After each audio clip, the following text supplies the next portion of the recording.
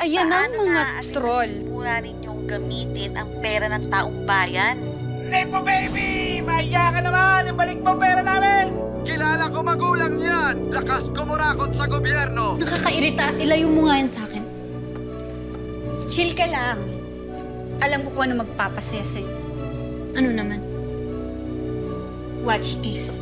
Girls, ito na yung juice! Oh my God! Oh my God!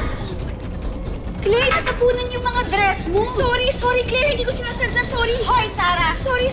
Bayaran mo yan, ha? Hindi mo ba alam na galing US pa yan? Ha? Sorry talaga, Claire. Sorry. Naku. Hindi ko sinasadya.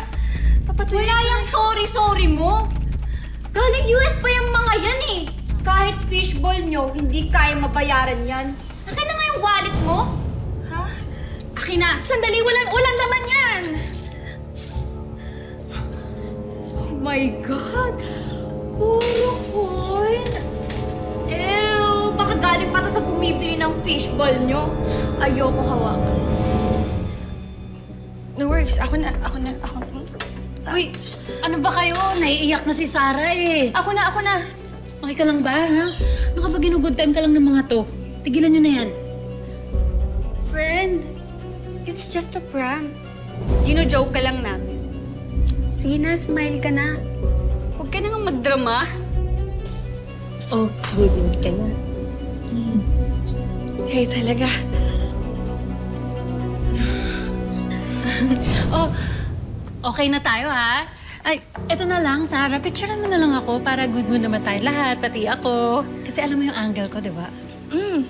Sure. Sige, parang mapansin naman ako ni Crush. Si Mr. CAS ba yan? The one sponsored by your mama's construction company? Yes, of course. Sino pa ba? The one that I bought all the tickets para manalo.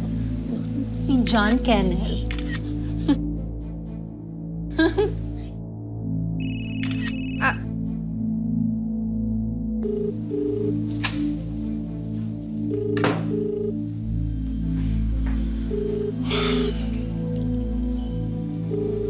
Claire, ipacheck na lang ako kung okay. May tumatawag lang, sagutin ko lang to, ha? Oh, hello. Ba't ang tagal mo sumagot? Sarah, anong nangyari? Okay ka lang? Oo, okay lang ako. Kasama ko sila, Claire. Oh, ba't magkakasama kayo? Ha? Hindi ba sabi ko, huwag ka nang sumama dyan. Huwag ka na magalit, please. Sila lang kasi yung tumanggap sa akin bilang barkada eh. Tsaka, alam mo ba, crush ka ni Claire? Sarah, ikaw lang ang gusto ko. Okay, wala nang iba. Kaya kailangan na nating umamin. Sarah, sino ba yung kausap mo? Si nanay. Nanay ko.